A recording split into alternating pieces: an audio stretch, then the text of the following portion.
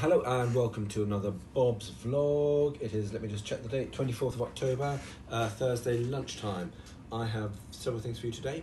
Let's start with School Funding announcement recently, just over a week ago. Good news for the island because we get at least £5,000 per pupil per pupil in a secondary school, and at least £3,750 for every pupil in a primary school. So several schools, especially secondary schools on the island, are going to see considerable above inflation increases in funding, which is great. What else? More good news. Police, another 20,000 police officers announced by the government, and Hampshire and the Isle of Wight is getting 156 of those, and the Isle of Wight will get its share of that 156 as well. So that's more good news. So good news for good news for schools, and good news for police. We had something called the Queen's Speech. So when the Queen opens Parliament and says, my government's going to do A, B and C, we then get to debate it for about a week in Parliament. And on, I think, day 2, I spoke about the need for an island deal, and that letter has gone to the Prime Minister outlining what I think is going to be, or what should be, in the island deal, and I made a speech about that last week.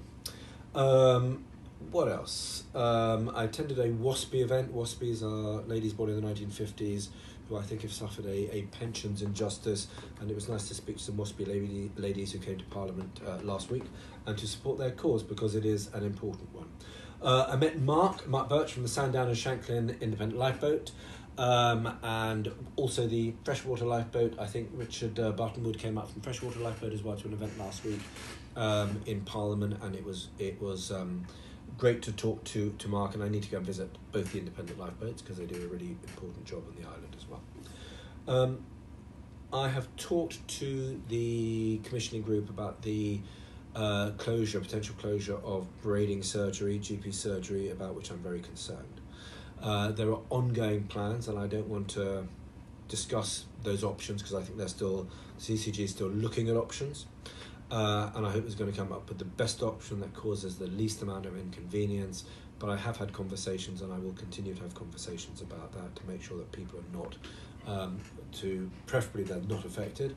But if we can't find somebody to take over that GP surgery, then to make sure that those patients who go to other surgeries know exactly where they're going to, and are reassured about the process, to make sure that there is as little discomfort and inconvenience to people as possible. What else? I wrote to all the ferry companies asking about winter preparations. I've had strong letters back from all three, highlighting the high levels of reliability. Unfortunately, then immediately, at least one, if not two, have then had problems with some of their reliability. And it's really important, and I will keep making this point to the ferry firms, that they make sure that they solve reliability issues. There are always going to be weather problems over winter, we get that, but it is hugely frustrating for islanders that they are let down by ferry firms, by ferry companies who can't offer a regular service when they say they're going to. Some of the disconnect is sometimes with South Western Railway, and 80% of those delays are generally caused by Network Rail works or Network Rail responsibility problems from Network Rail. But we need the ferry companies to offer as reliable service as they can, and I do keep making that point to them. Finally, flu jabs. I had my flu jab a couple of weeks ago, and it was a very pained looking picture of me looking very pained as somebody sticking a needle in me. My general reaction is to start laughing when I get needles jabbed in me, which is, I think, some kind of weird nervous reaction, but it seems to keep people entertained. If you need a flu jab, especially if you're over 50, especially if you're a pensioner, please make sure that you've gone to get your flu jab, talk to your GP about it, or go and see your pharmacist about it, because it will help you over the winter months, and it's really important that we keep as healthy as possible over the winter period. I think that's all from me this time. There may be a general election called next week, I don't know. Brexit was voted on, it passed in second reading, because 14 Labour and Liberal MPs decided they would listen to their constituents rather than their party whips and their party leadership, which is a good thing to see.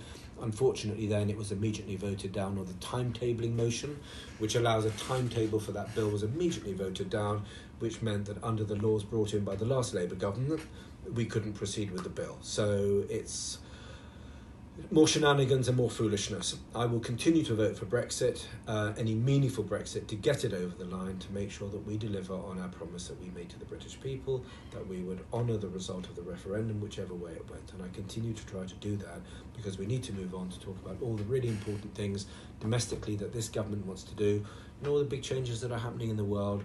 And most importantly, though, we need to be talking as much as possible about the Isle of Wight in Parliament, and I continue to do that. So I had a debate a couple of weeks ago. I raised the subject last week during the Queen's speech debate, and I'll continue to do so. Anyway, that's all from me. It's pretty miserable weather, as you can. I don't know if you can see behind me outside. So I hope you'll wrap up warm this weekend. Have your flu jab if you need to do so, and I will see you again next week. So thank you for listening or watching to another Bob's vlog.